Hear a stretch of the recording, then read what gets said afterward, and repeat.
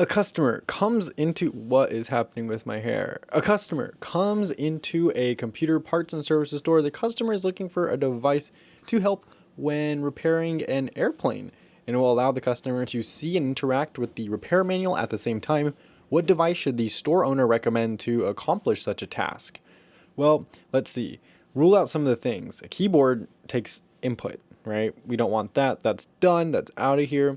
We have a biometric scanner. Okay, that's for verification of identity using your biometrics.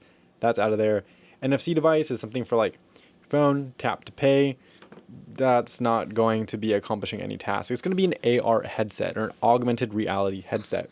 Now, I have one of these. It's a Meta Quest 3. The AR is not that great. The pass-through is not that great, but I'm able to see my surroundings, interact with my surroundings while having virtual screens and whatever around me. So that would help a person who would come in wanting to repair an airplane and see the manual and interact with it at the same time.